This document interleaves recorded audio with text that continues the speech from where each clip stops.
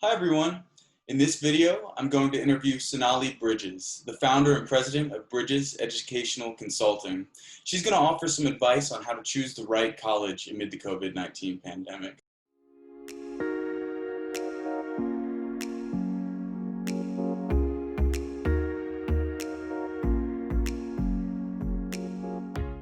Sonali, thanks so much for joining us. Thanks for having me.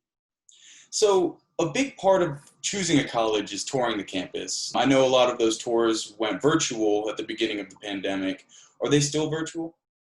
Most of them are, yes. There's a couple of college campuses that are open for students, but they're not really still expecting visitors. So a lot of the schools are offering personalized videos and virtual tours, and students are able to take advantage of it. And it's lovely because you can be safe and you can still visit campuses. It's just important that they check in with the admissions office, let them know that they're participating. Yeah. So even after the pandemic, I imagine that virtual tours are still going to be really useful for students, especially those who may not want to or may not be able to tour in person. So my question is, how can students get the most out of their virtual tours? Is there anything they can do to get a feel for the campus community and the people on campus?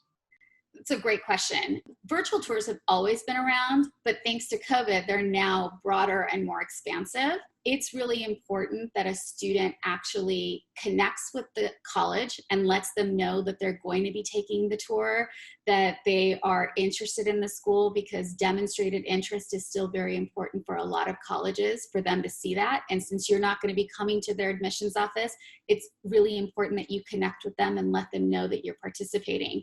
And taking advantage of virtual tours is the most important thing, because not everyone has the finances and the ability to travel to a college and check it out.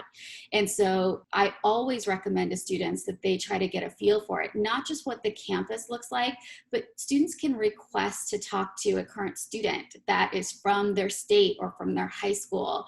They can request to talk to a professor in the film department or the business program. This is the time when you communicating and over communicating matters, because the school needs to know that you really want to be there and you're doing your due diligence to get to know every school at its core and getting a way to find out if you belong in that community. And I specifically use the word belong because I don't ever want a student to go to a college where they feel like they can fit in and then they have to change and make the mold to fit there. It's how do I be authentically me and belong at this institution? And that requires you to do your homework, extra homework, talk to folks, talk to faculty members. Maybe a faculty member will let you sit in on one of their virtual classes that are going on now. You won't know that unless you actually reach out and ask for it. Okay, great. So now kind of onto the money portion. I know a lot of people's financial situations have changed amid the COVID-19 pandemic. And so can students apply for more aid if they need it? The students from this past year, if their families have lost jobs or anything and loss of income, schools were encouraging them to reach out and appeal their admissions decisions. For the class of 2021 and 2022, they're going to go through the same financial aid process of applying with the FAFSA, which is the Federal Application for Federal Student Aid. They should fill that out in October. And the FAFSA asks for 2 years of tax returns. So what happens in your personal family situation and circumstances aren't necessarily shown in that FAFSA. And it doesn't tell the full story. So I encourage families to always write a narrative and let colleges know that their circumstances have changed. This is how it's changed. This is how much significantly they've either lost a job or lost income. It's really important that that information is shared with schools so they can make the best possible decision when it comes to the amount of merit and need-based aid that they are able to give a student. Once you get that back, that federal application for student aid, and you are looking at it, you're able to make changes if needed. You can also write a letter of appeal to your financial aid office. I would say at this moment, again, over communicate with the school of what your needs are, because all of them, there's over 2,600 in the country, are doing what they can to make this equitable and accessible for students and understand the situation we're in, and they're willing to work with students and families. Great. So once students get their acceptance letters back and their financial aid packages with those, they have to compare and contrast their options, and that can be confusing. So are there any online resources that students can use to kind of help them compare and contrast?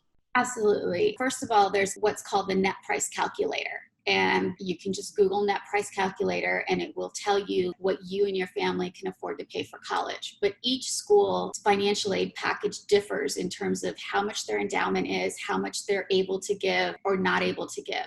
So on each school's financial aid website, there's also a net price calculator that does their calculations for them by specific schools.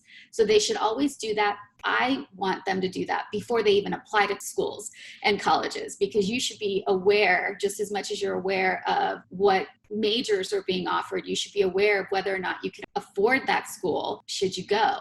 And in March, by March, everybody should have a response to whether or not they've been accepted and also have their financial aid awards. I would recommend to a student that they pay close attention to that to see, because a financial aid award has like 4 components. It's grants, loans, scholarship, and work study. If you have a college that's given you a $50,000 loan, that may not be the best appropriate school for you to go into and take that much debt on. But if a school is offering you at least 25% of tuition reduction or more in terms of grants and scholarships, or in terms of work study and working on campus, that's a good offer. And so just like you make your comparison of which colleges are best for me, you should look down at every single school and see who's offering me the most amount of money. And if there is a school that doesn't offer you enough, but that is your number one choice, it does not hurt to ask if they can match a award or if they can provide you with more money because you want to go to school there. All they can do is say, no, we can't offer that to you, but it would not hurt you to ask and follow up, especially because colleges are so open to doing whatever is equitable and fair for students right now. Great. So just to kind of wrap up here, I know the college application process can be really stressful and anxiety inducing for students. It's an overwhelming experience full of excitement, maybe some disappointment, and all of that. So what advice do you have for applicants to kind of curb their fears or anxieties about this situation? First of all, trust that you will end up exactly where you're supposed to be and what college you're supposed to be at. Trust yourself and bet on yourself always. Secondly, it's really important at the very beginning that you choose the right colleges to apply to. And that's a combination of schools where they're target schools, reach schools, and far reach schools. A student should not be applying to only schools that have a 10% admit rate. I don't care if you have a 4.5 honors GPA. You should not just be applying to far reach schools. You need to choose some schools that are target schools for you, where you have a good 70% chance of getting accepted to that school, schools that are reach schools where you have a 50-50 chance, and then schools that are far reach where you maybe have a 20% chance of getting into that school. And the perfect list of schools means that you would be happy at any single one of them, including the ones that are your target schools. You can see yourself happy, thriving, and having a sense of belonging in community. College admissions process is your first adult decision. You have to make it thoughtfully and carefully. And so if you're making good choices at the beginning, then you can manage your expectations on the other end, where it's not just schools are saying no. There's some that may say no, but there's some that are going to say yes, but you'd be happy with any choice. And when presenting yourself to colleges, make sure that you're presenting yourself authentically. Don't write about something random, and don't worry about how pretty it may sound. Put in what's in your heart and who you are. Colleges still care about good people coming to their schools and students who value themselves, their community, and what are they going to bring to that college campus. And it's important to be authentic in how you share that. And if you do that well and not leave any questions left unanswered for an admissions reader, then you should be just fine in the admissions process.